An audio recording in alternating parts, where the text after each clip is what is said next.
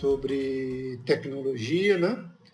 Isso faz parte daquele projeto que nós estamos elaborando no Sul Fluminense. Esse projeto ele tem várias etapas. Essa é a primeira etapa, cujo objetivo é a gente levar um pouco de tecnologia avançada, né, para as crianças das regiões, e estamos fazendo isso através dos professores dos cursos de robótica educacional na região. Ok? Esse módulo agora a gente vai falar sobre materiais. É uma coisa assim extremamente importante, porque se a gente não entender bem os materiais que a gente utiliza em eletrônica, nós não vamos saber caminhar legal no curso de eletrônica, ok? Então, neste módulo, nós vamos falar sobre condutor, isolante e semicondutor. Parece uma coisa assim, né, trivial, muito simples, né? Condutor, né? Todo mundo sabe, é o fio, né? Mas eu não sei se vocês já pararam para pensar por que aquele material ele conduz eletricidade, né? Ou por que um outro material não conduz eletricidade. Ou por que nós temos um terceiro material que uma hora ele é um bom condutor, uma hora ele é um isolante, ele fica ali plotado entre condutor e isolante, e que a gente chama de semicondutor. Toda a eletrônica moderna é baseada nesses materiais que nós chamamos de semicondutores. Diodos, transistores, os chips aí, todos baseados nessas características do semicondutor. Mas e aí, o que faz um material ser condutor, isolante, semicondutor? Um material isolante, ele deixa passar corrente elétrica de um lado para o outro? Vamos ver agora a nossa videoaula nesse nosso bate-papo. Bom, o primeiro tópico, então, que a gente vai abordar seria o que são materiais isolantes. Bom, temos uma definição aqui, né? Materiais isolantes são mal condutores de energia elétrica. A gente já estudou no módulo passado, né, o que é a corrente elétrica.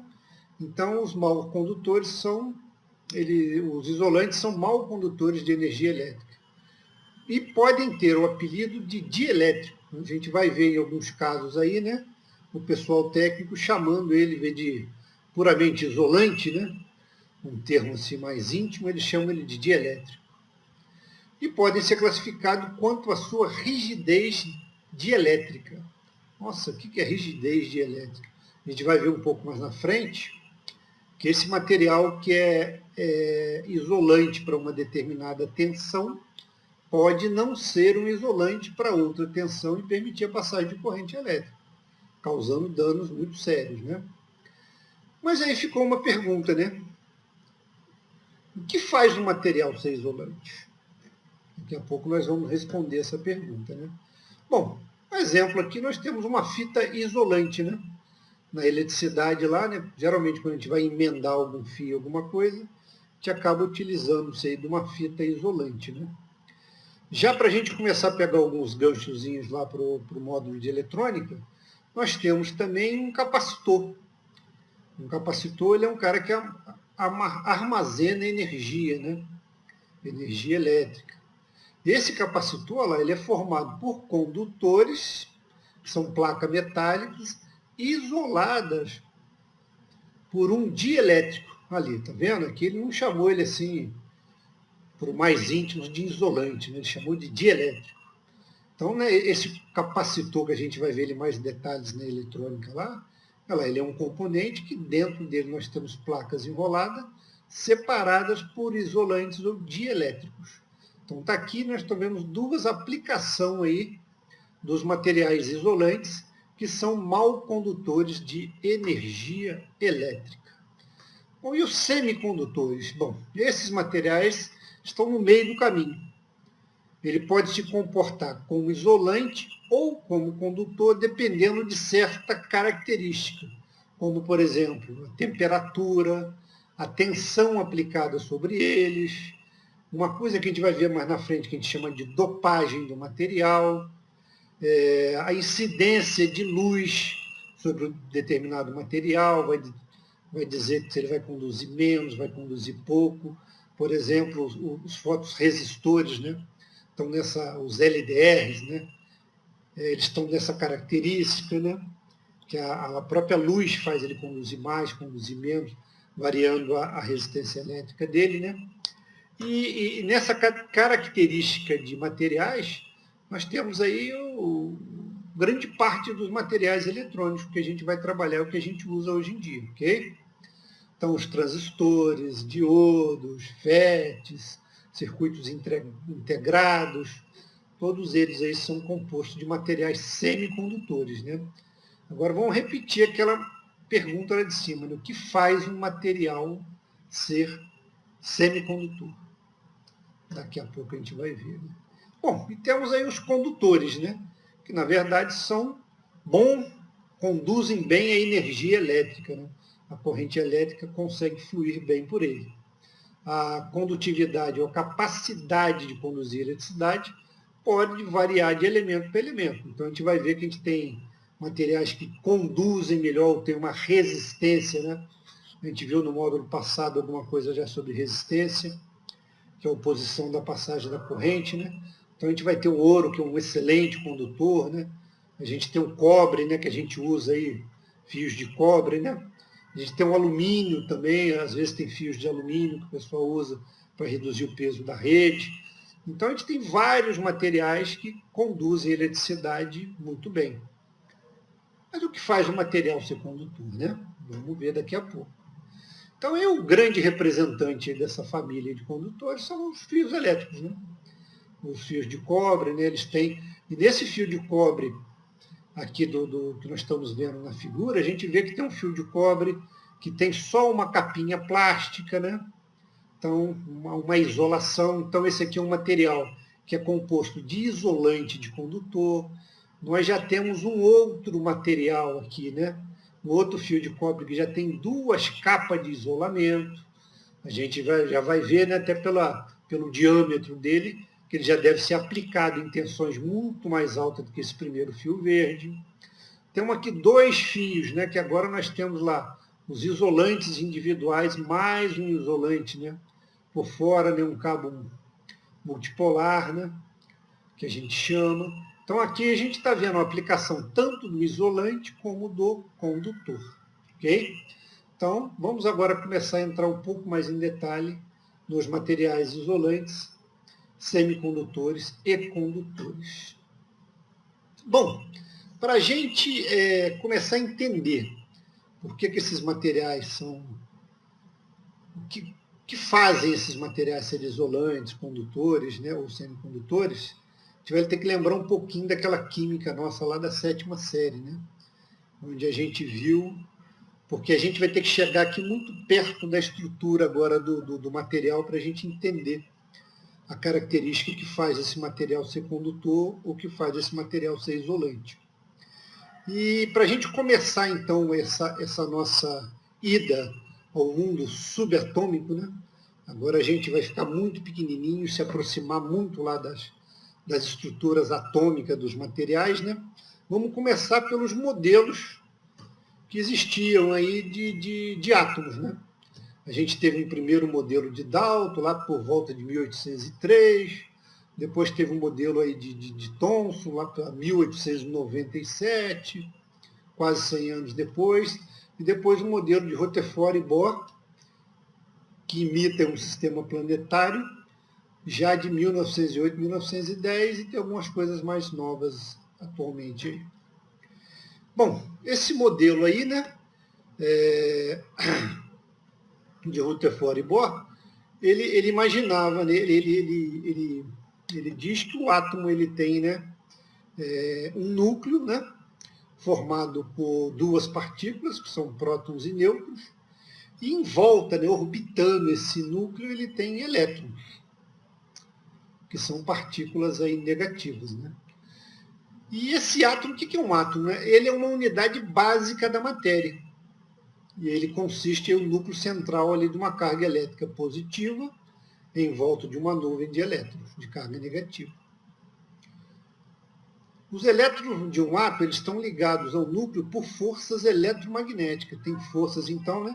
A gente chegou a ver um pouquinho de força eletromagnética lá na aula passada, quando a gente viu aquelas bobinas, né?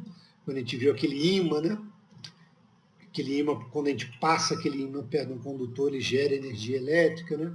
Então, esses elétrons, né, que ficam orbitando em volta desse átomo, eles estão ligados entre si eles estão ligados entre si, né, através de ligações químicas baseadas na mesma força, formando uma molécula. Então, quando eu tenho mais de um átomo, né, vários átomos, a gente já diz que é uma molécula. Quando eu tenho só um átomo, aí ele é um átomo de um elemento só. Por exemplo, na tabela periódica que a gente vai ver, nós temos lá átomo de cobre, átomo de ouro, né? São elementos que só compõem aquele átomo. Né? Quando eu misturo, faço uma liga, né? Misturo cobre com estanho com alguma coisa, aí eu já estou tendo uma molécula, eu já não tenho mais um átomo. Né? A molécula, então, é a reunião de mais átomos, ok? De um ou mais átomos. Agora vamos dar uma olhada, então, um pouco mais detalhada nesse modelo aí, que imita aí um sistema planetário. Olha lá o modelo de Bohr. Ele tem lá, né, um núcleo, e em volta daquele núcleo os átomos ficam girando ali, coesos, né, por uma força. Realmente parece um planeta. Né? Mas olha só que legal naquela outra figura. Né? Existem forças que podem tirar esses elétrons das suas órbitas e forças que podem retornar com o elétron para a órbita. Quando esse elétron ele volta para a órbita dele, geralmente ele emite luz que a gente chama de fóton. A gente vai ver que tem componentes eletrônicos que utilizam muito isso. E conforme a gente viu na animação aqui, tem determinadas forças também que fazem esse elétron pular para um outro nível. Então, nesse modelo de Bohr aqui que está rodando, né, que parece, né, é muito interessante isso, né, não sei se vocês já pensaram, que o macro, né, o universo, né, nosso sistema solar é muito parecido com esse microsistema, né, que está lá numa partícula atômica, né, muito pequena. Né? Ou seja, essa partícula atômica também ele tem um núcleo, né, como o nosso sistema solar tem o Sol, onde os planetas, né, orbitam em volta do Sol. Aqui nós temos elétrons orbitando em volta desse núcleo. E ali na figura ao lado a gente viu que esses elétrons, dependendo da característica desse material, eles podem pular de um nível para o outro. Geralmente, quando eles emitem alguma radiação, quando ele muda de um nível, e essas radiações aí, elas vão ser aproveitadas na eletrônica. Okay? Então, esse é o modelo mais recente que a gente tem aí para estudar, que é o modelo de Bohr. A gente vai entender ele legal. E a partir desse modelo, então, a gente vai entender o que seriam esses materiais condutor, semicondutor e isolante. Lembrando a vocês da aula passada que a corrente elétrica, né, o nome aí vem dos elétrons, né, nada mais é que uma corrente de elétrons. São elétrons se movimentando. E olha só, começa a ter uma ligação, hein? Corrente elétrica com elétrons em movimento. Ó, esses elétrons eles ficam orbitando ali em volta do átomo. Hein? E todo o material, o cobre, por exemplo, ele é formado por átomos, né? Toda aquela estrutura do cobre ali, né? Eles estão ligados por diversas ligações atômicas, mas eles são formados por um determinado material, né? Esse material ali, quando a gente coloca alguma energia ali, gera uma corrente de elétron. Então, esses elétrons que estão orbitando aí, a gente vai ver mais na frente que acontece alguma coisa com eles. Só linkando com a aula passada, então, lembrando, né, que a corrente elétrica é o movimento de elétrons, tá, que estão orbitando em volta de um átomo. Bom, agora para a gente ficar um pouco assim mais íntimo desse átomo, vamos dar uma olhada nele aí um pouquinho mais de perto. Bom, os elétrons dessa nuvem eletrônica dos átomos, eles não têm todos a mesma energia. Os elétrons distribuem-se por níveis de energia.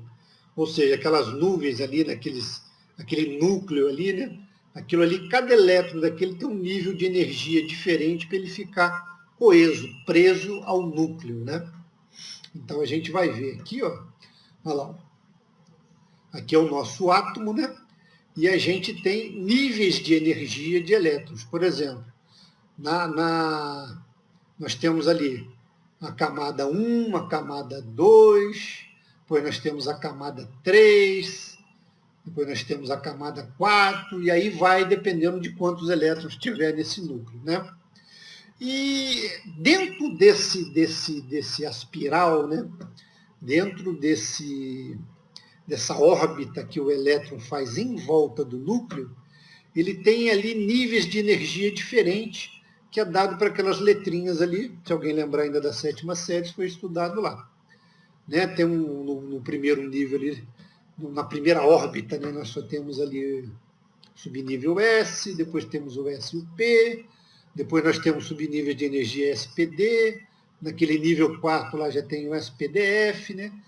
Quer dizer que esses elétrons, todas essas letrinhas simbolizam níveis de energia, né, diferente ali do nosso elétron, que a gente chama então de orbitais, né? Bom, então no centro do átomo, prótons e nêutrons formam esse pequeno, mas pesado núcleo. Está lá, né? Prótons têm carga positiva, nêutrons não têm carga. Isto é, são nêutrons, então eles não têm carga. Mas é uma partícula que existe ali no núcleo do átomo. Prótons e nêutrons têm a mesma massa. Então, lá da nossa tabela periódica, quando a gente via lá, né, a massa de um, a gente já sabe que prótons e nêutrons têm a mesma massa. Elétrons são carregados negativamente e quase não têm massa. A gente lembra lá da aula passada, né, que a corrente elétrica, né, ela geralmente circula do negativo para o positivo, né? São no sentido real. Né? Então, quer dizer, os elétrons são negativos. Né? Elétrons ocupam muito espaço vazios do átomo. Né? E a gente tem essa distribuição também, né? Eram 7 níveis de energia, KLMNOPQ, que a gente estudou na 7ª série. E essas energias, né, esses subníveis, eram distribuídos por esse diagrama de Pauli ali, que distribuía ali a quantidade de elétrons que esse átomo tinha, ok? Isso é matéria lá da nossa 7ª série. Então, só para a gente relembrar aqui, né, temos orbitais, né, que esses elétrons, né, com níveis de energia diferentes, que estão orbitando aqui esse átomo. Né? Aqui na nossa tabela periódica, né, nós já temos aqui, né, só para a gente dar uma relembrada rápida, essa nossa própria tabela periódica, ela já separa, né, quando os químicos fez aqui, eles já separaram os elementos mais ou menos assim também, né, como elementos condutores, né, como semicondutores, aqui os semicondutores estão aqui, um elemento que a gente vai ver, fala muito dele é o silício e o germânio, mas nós temos outros, né? A gente vai ver também, a gente vai falar alguma coisa do zinco. Então, quer dizer, esses elementos da tabela periódica também são classificados ali como condutores, como semicondutores, como metais, não metais, ok?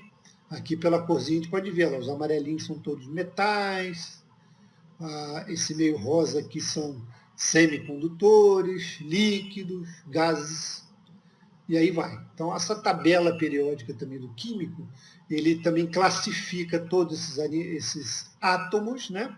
Por exemplo, tem aqui o cobre, né? O átomo de cobre. Quando eu misturo cobre com zinco, ele já deixa de ser um átomo, passa a ser uma molécula. Ele é uma liga, né? Que eu juntei duas coisas, né? E temos, então, essa classe aqui que a gente vai ter que estudar muito depois, que são os semicondutores, ok? Então, esses átomos também estão aqui representados, né, na nossa tabelinha periódica, né, o número atômico, né, está aqui, né, está aqui, ó, no cantinho aqui, a gente vai ver isso depois, um pouquinho com mais de detalhe, né. Bom, agora, baseado naquilo ali, né, o que faz um material ser condutor? A gente já sabe que os elétrons têm níveis de energia que ficam orbitando ali em volta do átomo, mas vamos dar uma olhada lá, né? Então, condutores vão ser elementos cujos elétrons são instáveis e podem facilmente passar de um átomo para outro, fazendo desse material um bom condutor. Então, por exemplo, quando eu tenho um fio de cobre, a gente está dizendo aqui, para que ele seja um bom condutor, os elétrons estão na última camada ali, né, desse material, né, de cada átomo desse material que compõe aquele fio, eles são estáveis, né? Eles facilmente pula de um átomo para o outro e vai produzindo essa corrente eletrônica de elétrons, né? Então, elementos cujos elétrons são estáveis e não podem facilmente passar de um átomo para outro são bons isolantes. Está vendo? O contrário do bom condutor, o bom isolante não permite que esse elétron das últimas camadas ela pule para o outro átomo. Ele está ali preso, ele está muito preso no átomo dele e não consegue pular para o outro. A gente já sabe que a nossa corrente, né, elétrica, né, nada mais é que um movimento de elétrons. Então, quer dizer, quando eu tenho um material que esse elétron não consegue pular para o lado, né, do vizinho, eles passam a ser bons isolantes. Todos os elementos que são considerados condutores ou isolantes são categorizados como semicondutor. Então, quer dizer, aquele elemento que nem é isolante, nem é condutor, a gente vai caracterizá-lo aí como semicondutor. Esses elétrons, né, dos condutores requerem uma pequena quantidade de energia para se liberar para ir para a condução. Por exemplo, ao aplicarmos uma diferença de potencial entre um condutor, o que acontece com esses elétrons daqueles átomos que formam a estrutura daquele fio? O que vai acontecer quando eu aplicar uma tensão dos dois lados lá, né? Desses átomos, né? Olha lá. A força de cada elétron é suficiente para livrá-lo de uma ordem para ele soltar de um átomo para o outro. E aí o condutor conduz, né? Então isso aí ele está representando, por exemplo, um fio de cobre. Aí eu fui naquele fio de cobre e apliquei uma tensão pequenininha naquele fio de cobre. Aqueles elétrons lá que estavam na última camada da órbita, o que eles começam a fazer lá? Ele vem da minha fonte de energia e já empurra o elétron que estava naquele primeiro átomo para o outro, para o outro, para o outro, para o outro, para o outro. Gera uma corrente eletrônica, uma corrente de elétrons ou uma corrente elétrica. Está vendo? Olha lá, quando eu boto lá o meu negativo, eles começam, né? Cargas de mesmo sinal se repelem, né? Os elétrons começam a correr lá para o polo positivo. Então, daí que a gente começa a ter esse fluxo de corrente no material condutor. Então, é por isso que se diz que condutores têm uma baixa resistividade ou resistência. Por que baixa resistência? Que esse elétron dele ele tem uma pouca resistência para eu conseguir arrancar ele de um átomo e passar para o próximo átomo. Então, isso que faz o material ser condutor. Essa distribuição, né, eletrônica desse material, tem elétrons lá nas últimas camadas do átomo que são facilmente deslocados para outros átomos, gerando, então, o que a gente chama de corrente elétrica. Ok? Então, esse é um material condutor. Bom, e o isolante? Vamos dar uma olhada aqui agora, né? O isolante tem os elétrons da sua camada externa fortemente ligados ao núcleo.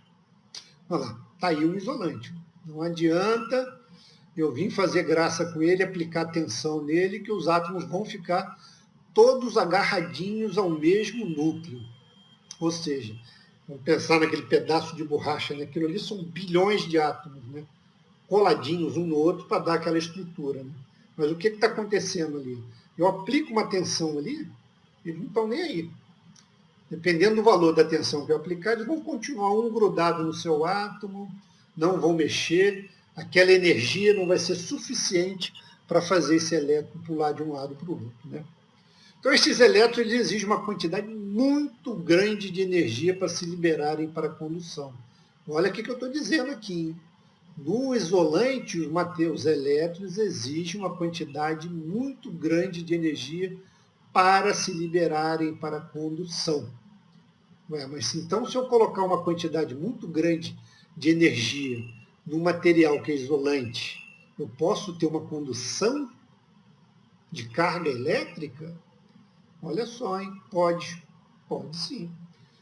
Então, daqui para o nosso curso, né, para a nossa vida, a gente já tem que ter uma observação a fazer, né? Então, eu estou dizendo aqui que o material ele é isolante dependendo da quantidade de energia que eu aplico a ele. Ok? E a gente sabe, então, já que se eu aplicar uma quantidade de energia muito grande, eu posso conseguir arrancar um elétron desse, jogar para o outro lado e ter uma corrente elétrica. Ok? Então, quando eu aplico uma diferença de potencial entre esse elemento acima, a força de cada elétron, em cada elétron, não é suficiente para livrá-lo da sua órbita e poder saltar de um átomo para o outro. Por isso que o isolante não conduz. Os elétrons que estão orbitando os átomos que compõem aquele material, eles estão tão agarrados ao núcleo atômico que eles não conseguem pular. Eu apliquei uma tensão, ele não apliquei. Olha só, hein? Cuidado com isso. Hein? A gente falou lá atrás de rigidez dielétrica, mas pode ser que eu consiga aplicar uma energia tal no material isolante que eu consiga fazer arrancar um elétron à força e fazer esse material conduzir uma corrente elétrica. Vamos ver isso daqui a pouco. Hein? Mas então, professor, você está dizendo que o material isolante está ligado à tensão que eu aplico nele? Estou. Exatamente isso que eu estou dizendo. Quer dizer, não existe um isolante perfeito. Olha só, hein? Então a gente tem que ter cuidado com as tensões que a gente for usar e com o material que a gente está classificando como isolante. Ok? Então a gente diz que o isolante tem uma alta resistividade, né? Uma alta resistência. Essa resistência é a resistência de eu arrancar um elétron de um átomo e passar para outro. Ok? Então vamos seguindo aqui. Bom, então a gente já viu, né, que a diferença básica entre o material isolante e o material condutor é como aqueles átomos, né, das últimas camadas, né, que formam aquela órbita do elétron estão ligados ao núcleo do átomo. A gente viu que uns estão ligados fortemente, em isolantes, outros mais fracos, que é o caso dos condutores. Né? E aí eles fizeram uma teoria, que a gente chama aqui na eletrônica, né? Teoria das bandas. Então a gente pega qualquer material e pode classificar a bandas de energia que tem nesse material de três formas. Uma que a gente chama banda de condução, que é uma região onde o elétron terão a probabilidade de se tornarem elétrons livres, sair correndo de um átomo para o outro igual um maluco, gerando uma corrente elétrica. Nós temos uma banda proibida. Ele corresponde ao nível de energia que o elétron deve receber para migrar da banda de valência, onde ele está lá quietinho, para a banda de condução.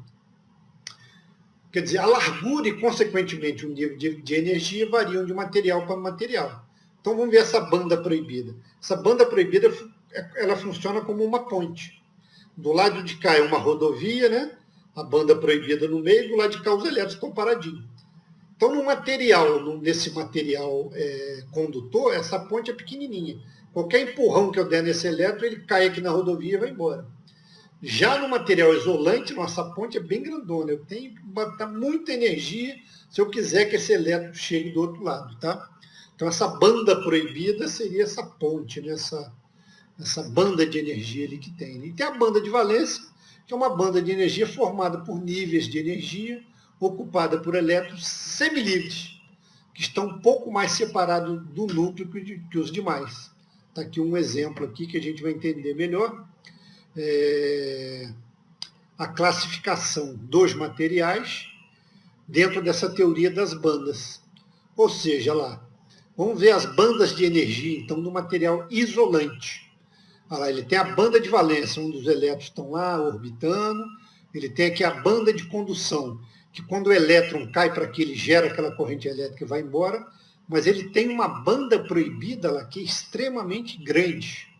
Então, para me tirar um elétron da banda de valência e jogar esse elétron na banda de condução, eu preciso de muita energia. Olha o condutor. Olha lá, é o contrário.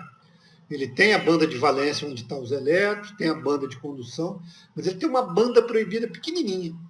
Qualquer energia que eu colocar aqui, o elétron vai pular da banda de valência para a banda de condução. Pô, legal. Isolante, condutor. Agora vamos começar a falar do outro cara aí, que é o semicondutor.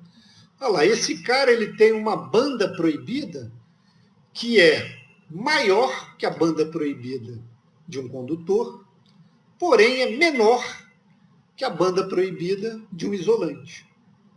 Por isso que esse cara está entre esses dois aqui, é o semicondutor. Então, o que a gente consegue ver aqui? Eu preciso de um nível de energia maior do que um material condutor para fazer o meu elétron sair da banda de valência e para a minha rodovia, que é a banda de condução. Então, eu preciso de um nível de energia maior que eu colocaria num condutor, mas infinitamente menor do que o nível de energia que eu colocaria num isolante. Então, eu gosto muito dessa teoria das bandas. Essa teoria das bandas, né, ela explica-se muito bem o que é esse material isolante, condutor e semicondutor. Lembrando, né, que essa energia, né, ela está relacionada com eu arrancar um átomo, um elétron de um átomo e passar para o próximo átomo. Okay? Então, o elétron está na dele lá na banda de valência, né? Quando eu boto uma energia, ali eu consigo passar ele para a banda de condução, que é a rodovia, facilmente no condutor. No isolante não, no semicondutor, no meio do caminho. Okay? Então, essa banda de energia ela explica muito bem essa parte do material isolante, condutor e semicondutor. Bom, agora vamos dar uma olhada aqui no exemplo de aplicação dos isolantes, essa coisa, antes de entrar no semicondutor, que esse cara a gente vai ter que dar uma olhada nele com um pouco mais de calma, né? Bom, tá aí. Aquilo que a gente falou. A gente vê, por exemplo, o exemplo de aplicação do isolante em capacitores. Um exemplo. Aqui a nossa figura do capacitor de novo, né? Esse capacitor lá, ele tem placas metálicas nela, que são condutoras, mas essa placa metálica não encosta uma na outra. Entre essas placas metálicas eu tenho um isolante, para os mais íntimos, né? Quem não tem muita intimidade chama ele de dielétrico. Então, nós temos aqui um dielétrico entre as placas de um capacitor. Olha lá, aquele capacitorzinho, né, desses redondinhos que a gente vê aqui, nada mais é, se alguém já abriu um, estourar um, você vai ver que um rolinho, né, enrolado nele ali mesmo. Ali é o terminais onde eu boto a tensão positiva e negativa, né? E a gente vai ver mais na frente que as cargas ficam armazenadas aqui dentro. Quando eu rompo esse dielétrico aqui, existe um curto-circuito aqui dentro, esse capacitor estoura. Beleza? Ah, olha só aqui essa tabela, como é que ela é bacana. Essa tabela agora, né, ela me dá aqui a rigidez dielétrica dos materiais. E olha só, ele me dá a tensão que eu preciso para romper a banda proibida em volts por milímetro. Olha lá o ar, hein? Por que a nossa tomada elétrica, então, está lá na nossa casa, com a tensão alternada que a gente já viu lá na aula passada, não dá choque quando eu chego perto dela? Olha lá, que ela só consegue conduzir, o ar só consegue conduzir a partir de 2.593 volts por milímetro. Está vendo? Olha lá. Se eu aplicar 2.000 volts ali, 2.600 volts a uma distância de 1 milímetro, pronto, vai ter condução. O ar deixou de ser isolante. Beleza? E aí tem outros materiais, né? Tem outros materiais ali, né? O vidro, por exemplo, olha lá, é 11.000 volts por milímetro, né? A gente tem a porcelana, né? Nesses postes da Light, eles usam muito isolador de porcelana, né? Olha lá, porcelana, né? 7.874 volts por milímetro. O óleo que tem dentro dos transformadores que estão no poste, ela também é um isolante bem grande, né? O vidro, o teflon. Então, tá vendo? Ó? Esse material ele é isolante para aquela determinada tensão. Ok? Se eu aplicar uma tensão maior do que a que está nessa tabela por milímetro em qualquer um desse material, eles vão conduzir uma energia elétrica. Mas olha só, hein? Isso aí é uma coisa assim drástica, né? Que eu vou arrancar o elétron com muita força para ele conduzir. Vou arrancar ele, né? E aqui um capacitor, o nosso capacitorzinho aqui de novo, e agora nós vamos relacionar ele aqui com a nossa tabela de dielétrico. Né?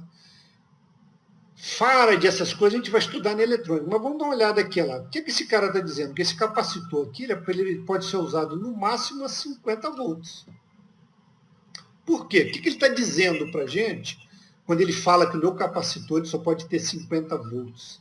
Ele está dizendo que esse isolante, esse dielétrico que está entre as placas, que está enrolada dentro desse capacitor, ele só pode ser aplicado, ele só continua com a propriedade de isolante até 50 volts.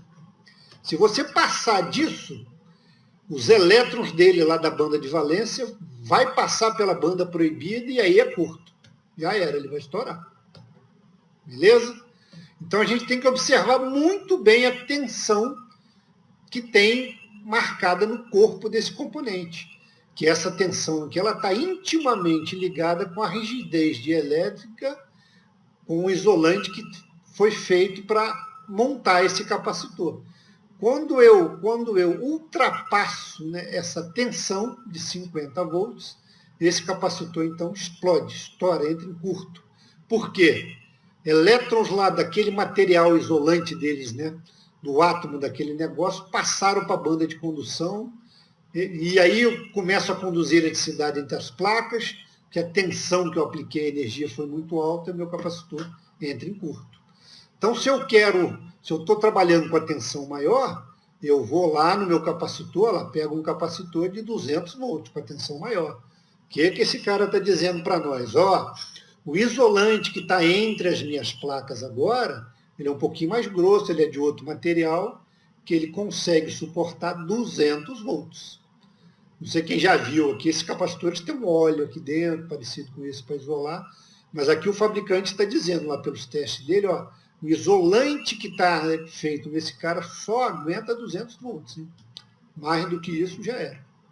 Então a gente tem que observar muito bem, né? Agora a gente sabe por que esse capacitor ele tem uma tensão marcada nele. Isso aqui é para mim não romper a banda proibida dos átomos que compõem o elemento isolante lá dentro dele. Quando eu aplicar uma tensão maior do que essa, esses materiais vão deixar de ser isolante, passam a conduzir energia elétrica. No nosso caso aqui está o nosso ar. Né? Se eu aplicar muita tensão, esse meu ar deixa de ser isolante. Por isso que a tomada nossa lá ela tem que ter uma tensão menor do que essa para a gente não levar choque em casa. Bom, e agora quando essa banda proibida se rompe? Eu apliquei uma tensão agora extremamente alta entre dois materiais condutores, eles estão separados ali com ar no meio. O que acontece agora se a tensão for de uma ordem tal que eu consigo agora naqueles átomos do oxigênio ali do ar que está separando aquilo ali, ter uma corrente elétrica. Olha só que bacana. O que acontece quando a gente rompe, né? Rompe essa esteira. Olha lá, tem uma chave abrindo.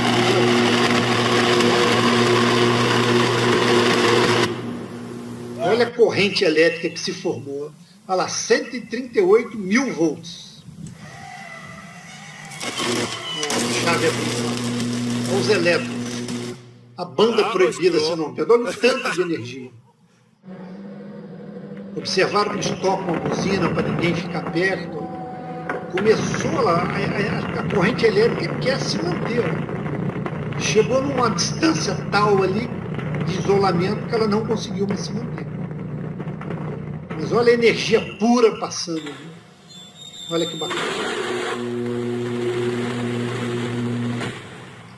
E aquela banda proibida sendo rompida. Agora essa chave fecha de uma outra maneira. A gente vai chegar numa determinada distância que o ar não vai ser mais isolante. Olha lá.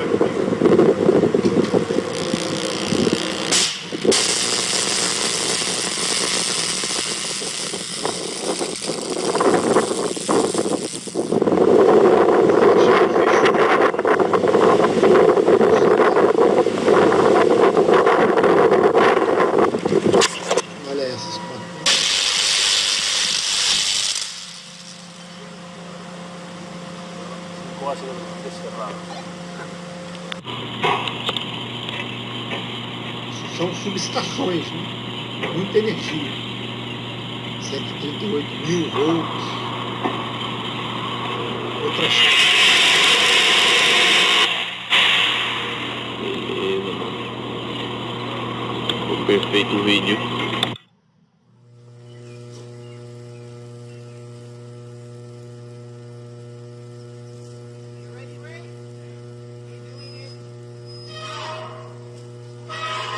Alarme, ela para sair todo mundo perto.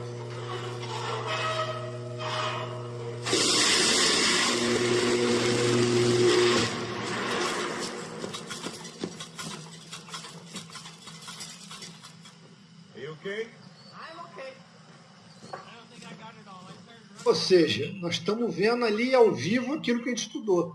Aquela banda proibida sendo rompida. Dos átomos do oxigênio que estão entre essas chaves aí. Ok?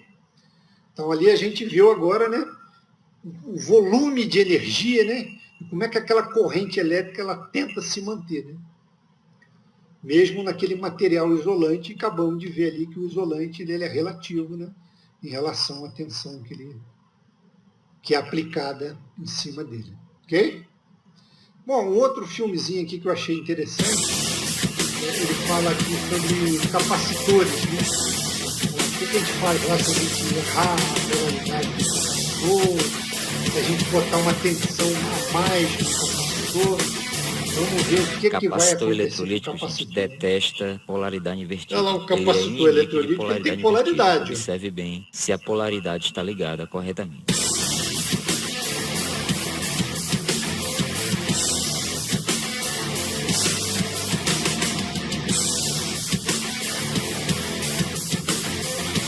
Pino maior é o polo positivo, pino menor, polo negativo, ok? Veja no vídeo aí o que acontece com o capacitor eletrolítico com a polaridade invertida, ok? Se eu errar a polaridade do capacitor dele, observaram aqui em cima? Está saindo aqui agora. Material quente. Tinha óleo lá dentro, olhou aqui. E observe que esse capacitor, ele tem aquele portadinho ali em cima dele, justamente para ele não explodir aqui do lado. Ele explodir aqui em cima, para evitar machucar alguém. Melhorar aquilo ali. Em vez dele espalhar isso, ele explode para cima. Olha lá, outro que explodiu para cima. E aí o sistema de proteção, né?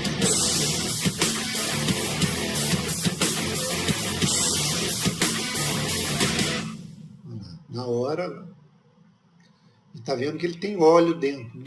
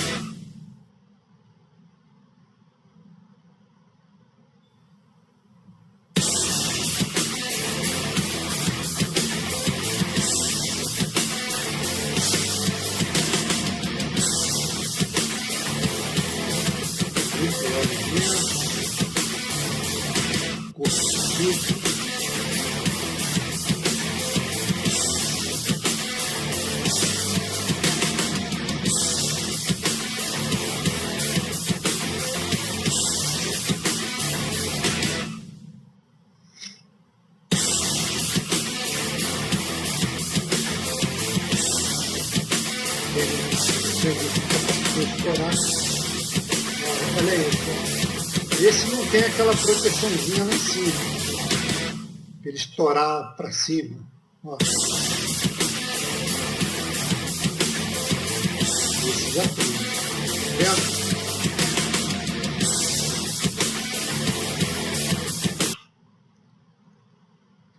Bom, então agora, né, vamos entrar então nesses materiais que são aí extremamente importantes, que são os semicondutores. O semicondutor tem uma resistividade, resistência entre a dos condutores e a do isolante. Seus elétrons da última camada, elétrons de valência, não são livres para se mover, mas um pouco de energia vai libertá-los para a condução. Aquilo que a gente viu, né? A banda proibida dos semicondutores é menor. Os dois semicondutores mais conhecidos são o silício e o germânio. E dentro da estrutura atômica desses materiais, no silício, por exemplo, tipo P, existe uma abundância de lacunas, portadores carregados posteriormente, enquanto no silício tipo N são elétrons que estão na maioria. O que é isso, silício tipo P e silício tipo N? Bom, eles pegam uma pastilha de silício e a gente faz uma coisa que a gente chama de dopagem. O que é dopagem? Eles colocam algum elemento lá, galho, ou índio, algum elemento da tabela periódica, dentro da estrutura atômica do silício. Então, aquele material, assim, a gente vai ver aí nos livros técnicos, aí, né? Umas palavras bonitas, tipo assim, o material agora ele é extrínseco. O que é um material extrínseco? Esse material agora ele foi dopado. Ele não é um silício puro. O que é dopar esse material?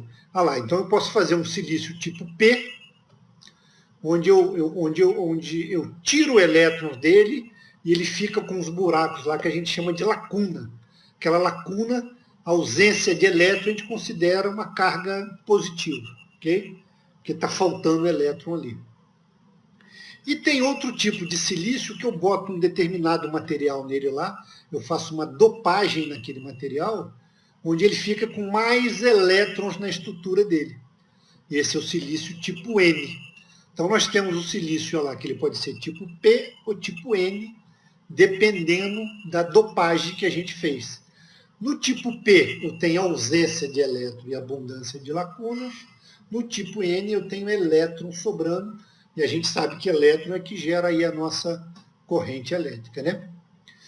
Na interface da junção PN, então agora quando eu pego duas pastilhas de silício, material semicondutor, que eu dopei eles, encosto um no outro, desenvolve-se uma região ali naquela conexão, que a gente vai ver mais à ponta, que a gente chama de região de deplexão, com o lado N carregado positivamente e o lado P carregado negativamente. A gente vai ver isso um pouquinho mais em detalhe ali, tá? E tem uma diferença de potencial existente. E dá o nome dessa diferença de potencial de barreira de potencial. Então, quando eu uno esses dois materiais de silício tipo P com tipo N, formando um negócio que a gente chama de junção PN, que vocês vão ouvir muito daqui para frente, junção PN, um diodo, por exemplo, é uma junção PN, a gente forma ali naquela emenda daquele negócio ali, uma coisa que a gente chama de barreira de potencial. E aquele material ele só vai se tornar condutor se eu vencer essa barreira de potencial, né? Então, a aplicação de uma tensão V no sentido inverso provoca um alargamento. Quando eu aplico ali uma determinada tensão, eu posso fazer essa barreira de potencial aumentar, tornando o material, essa junção PN, mais isolante. Se eu aplicar a tensão de uma outra forma, eu consigo fazer essa barreira diminuir, fazendo essa junção PN conduzir. Então, uma aplicação de uma tensão-polarização, num sentido direto, provoca ali, né? O diodo de silício conduz uma corrente desprezível ali, até que a tensão no sentido direto atinge ali 0,5, 0,6 volts. A partir de meio volt, esse diodo começa a conduzir. Okay? Então, esse é o tamanho ali da barreira de potencial dele. Pronto, aí nessa figura a gente começa a ver o que a gente está falando aqui, né? Então, aqui nós temos, então, um material, né? De silício tipo P, tipo N, e um material de silício tipo P. Olha lá, um tipo N tem mais elétrons e o tipo P tem mais lacunas, que é falta de elétrons, né?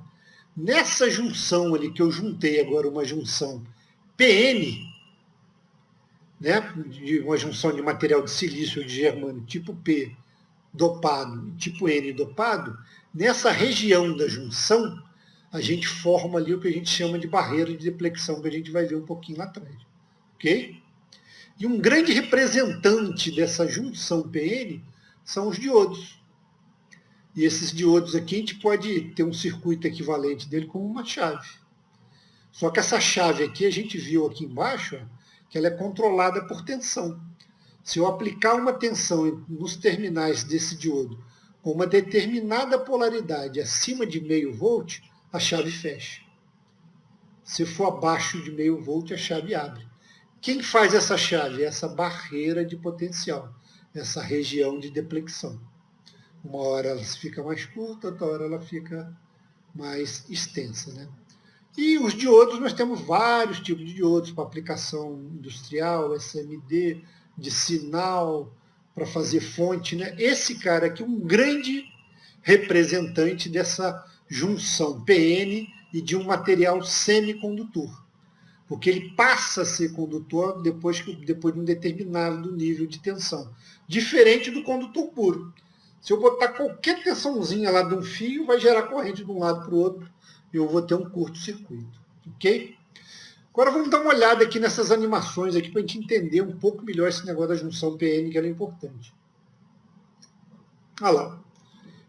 Nesse primeiro filme, a gente tem lá a nossa junção PN, as nossas pastilhas de silício, uma dopada com material lá, a gente não vai entrar nesse detalhe, material trivalente, pentavalente, mas uma que foi dopada, né? Eu coloquei elementos dentro desse silício, onde gerou mais elétrons, e do lado de cá, no silício, onde gerou mais lacunas, ou menos elétrons, que a gente chama de material tipo P e tipo N.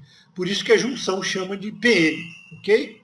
Então agora o que eu vou fazer? Eu vou aproximar essas duas junções. Olha lá, soldei uma junção com a outra. Pum! Colei uma junção PN com a outra PN. O que começa a fazer ali naquela minha regiãozinha ali? Ó? A gente diz que começa a ter uma recombinação de elétrons com lacunas. Ou seja, aqueles elétrons que estavam na borda, com aquelas lacunas que estavam na borda, eles se recombinam ali junto um com o outro e formam uma camada de deflexão que é representada por essa barreira de potencial.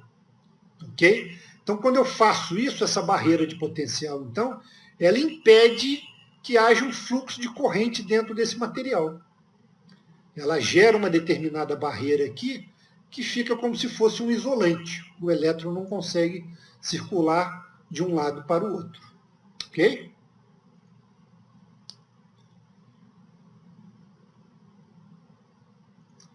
Bom, agora vamos ver o que acontece lá, quando eu aplico uma tensão.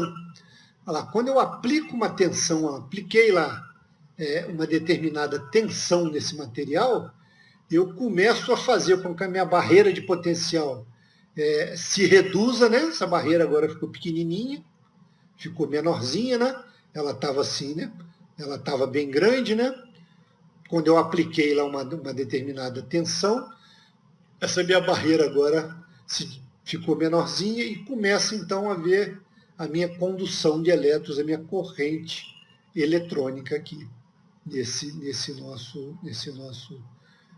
Quanto maior, né, essa tensão, né? Depois que eu passei de meio volt aqui, essa tensão vai lá conduzir bastante elétron, né?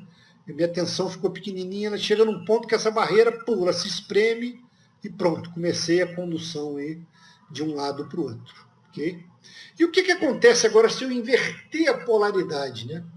Se eu aplicar lá um positivo na minha junção N e um negativo na minha junção P?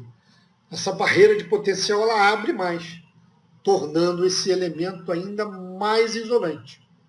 Então, quando eu aplico a tensão em determinado sentido, a minha barreira de potencial se fecha, consigo conduzir.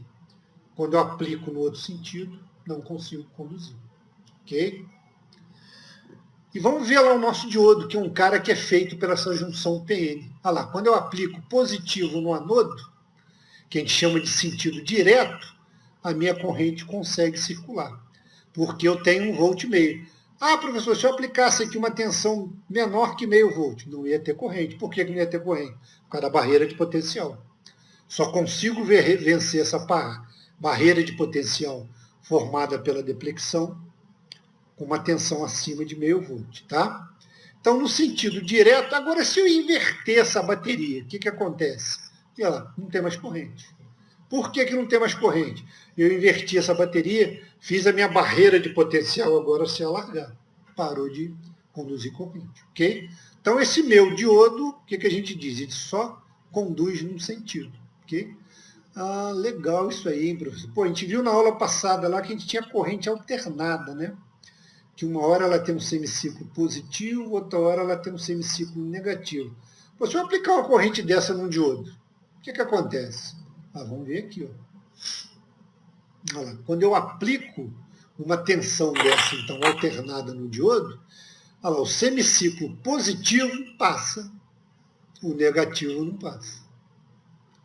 Se eu inverter esse diodo, agora está passando só o semiciclo negativo e o positivo não passa. Isso, ó. Agora, quando a tensão positiva bate lá no meu diodo, ou seja, então no final, esse diodo ele só transmite um semiciclo da minha corrente alternada, da minha fonte alternada.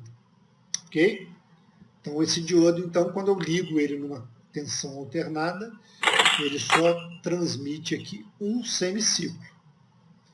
Para a gente aqui, agora que a gente já conhece um negócio que a gente chama de barreira de potencial, a gente já sabe que essa fonte aqui não ia sair do zero, né? Esse sinalzinho ele tem que sair aqui do meio volt, né? Quando ele chegava em meio volt aqui, eu dava, né? Ele já parava de conduzir, né? Depois ele voltava a conduzir, só quando ela estivesse acima de meio volt, aí vai, por causa da barreira de potencial do silício. No germano é 0,7, um pouco maior. Ok? Bom, agora vamos ver agora uma aplicação desses negócios. Já estudamos lá isolante, semicondutor, vimos o átomo, vimos materiais semicondutor que foram dopados, aí virou um material P e N, quando eu juntei virou uma junção ali PN. Sabemos já que meus elétrons que estão orbitando o átomo, né? Se eu aplicar energia, eles pulam de um átomo para o outro, dependendo do tipo de energia, quando ele muda de camada ali de energia, né? Não quando ele vai passando, né, ali na estrutura atômica para o mesmo nível, mas quando ele muda ali dentro do átomo, né, de um nível de energia para o outro, ele emite fótons, né? Então vamos ver agora aplicações disso. Por exemplo, olha lá, o nosso LED. Nosso LED lá, eu também encarei da classe aí dos semicondutores. E que a gente tem um dispositivo, que a gente vai explicar mais à frente, que faz ele emitir luz, usando essas propriedades dos semicondutores que a gente chama de recombinação. Olha lá, o que acontece com o LED lá? Ele tem lá a banda de valência, a banda de condução dele, tranquilinho, né? Mas quando existe aqui, olha lá, uma recombinação, olha lá, de uma lacuna com um elétron, né? Eles fazem um determinado material que quando eu aplico uma tensão, olha lá, ele faz esse elétron recombinar com uma lacuna, e a gente viu lá esse elétron, né? Olha lá, trocar de banda, né? E aí esse elétron, nessa recombinação, ele emite um fóton que é uma luz. Assim que ele funciona, né? E a gente sabe que esse LED ele pode ser aplicado em um monte de coisa. Por exemplo, aqui está um display de 7 segmentos, que nada que mais é do que um monte de LEDzinho quadradinho e um LEDzinho redondinho aqui. Né? Esses LEDs, a gente vai ter acesso a ele, aqueles terminais ali que a gente chama de 7 segmentos aqui, né? Que nós temos aqui. Então nós vamos ter, olha lá, esse monte de terminaizinhos aqui, onde cada terminalzinho desse acende um LED desse. E tem um terminalzinho desse que ele juntou a saída lá, né? Ele pode ser de catodo comum ou de anodo comum. Ele juntou todas essas saídas, né? Que esse monte de LEDzinho, a saída só para a gente alimentar. Então, quer dizer, cada terminalzinho desse vai num LED aqui do meu display de 7 segmentos. Agora vamos dar uma olhada aqui um pouco mais detalhada ali, como é que esse LED emite luz, então.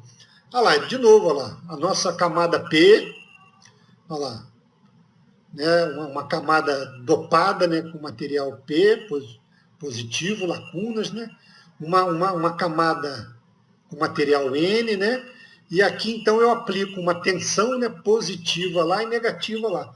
E aqui Quando eu aplico essa tensão negativa, né, cargas de mesmo sinal vão se repelir. E as outras lá também vão se repelir. Então, o que acontece? Essas cargas encontram uma com a outra lá, e quando elas encontram uma com a outra, ela emite luz. O que acontece aqui, professor, se eu diminuir essa tensão? Vamos diminuir a tensão. Olha lá, aquela minha recombinação ali dentro daquela camada de atividade ali diminui. Ok? Então, se eu aplicar uma tensão menor que o meu LED precisa, vai ter menos luz. Então, pessoal, se eu aplicar agora uma tensão maior do que o meu LED precisa, se ele não queimar, ele vai ficando cada vez mais brilhante até queimar. Ok? Então, eu tenho um limite aqui da minha tensão que a gente aprendeu a calcular lá no módulo passado, né? Por isso que eu tinha que aplicar aquela minha tensão apenas de 2 volts em cima do LED. A minha porta do microcontrolador tinha 5 volts, eu tive que colocar um resistorzinho para dar uma queda de tensão. E esse comprimento de onda aqui do LED, né, que faz variar ali a cor do LED. Ok? Então, dependendo do comprimento de onda, eu vou ter LED azul, verde, vermelho e assim vai. Beleza? Então, essa tensão. Esse cara, então, aqui, ele, como toda junção PN, ele tem que ser polarizado de uma forma. Se eu inverter a tensão no meu LED, ele não acende. Se eu colocar a tensão certinha, vai acontecer isso lá, né? Olha, eu vou empurrar lacunas para baixo, empurrar elétrons para cima. Quando esses dois caras se reencontrarem, ele vai emitir luz. E aí, então, o meu LEDzinho vai acontecer. Bom, esses LEDs, a gente pode ter LEDs aí de sinalização, né? A gente pode ter fitas de LEDs hoje, endereçada ou não endereçada. A gente tem LEDs SMD que são minúsculos, né? Geralmente são montadas essas fitas, esses LEDs SMD. E é isso, esses LEDs aí, então, que compõem essa vasta quantidade de LEDs. Bom, gente, é por aqui. Estamos terminando aqui, né? Então, com isso, agora a gente terminou já 2 módulos, né? Nesse módulo agora, então, agora a gente já sabe o que é um material isolante, condutor e semicondutor. A gente já sabe que tem uma coisa que chama de barreira de potencial, que ela foi criada ali naquela junção, né? PN, né? E a gente sabe, então, que esse material, ele semicondutor, ele passa a conduzir depois de uma determinada tensão que vai variar do tipo de material que eu estou usando, se eu estou usando silício, se eu estou usando germânio. Um dos grandes representantes nossos aí da junção PN são os diodos, LEDs também, né, que é um tipo de diodo. E vimos lá também, né, que quando a gente... o material isolante, né, ele é isolante para um determinado nível de tensão. Quando esse nível de tensão extrapola, esse material deixa de ser isolante. Obrigado aí pela participação de vocês. E o próximo módulo que a gente vai ver, para sair um pouquinho desse Technicase, vai ser uma coisa sobre gerência de projeto. Ok? Vai ser um módulo bem interessante que a gente vai discutir como é que a gente pode organizar os nossos projetos eletrônicos na maneira que os engenheiros fazem para tornar os nossos projetos que a gente faz lá na escola mais complexos e interessantes. Ok? Eu vou mostrar para vocês algumas ferramentas que a engenharia utiliza para ter esse controle, então, dos projetos que são executados. Muito obrigado aí por vocês estarem com a gente e as dúvidas a gente tira lá no nosso canal.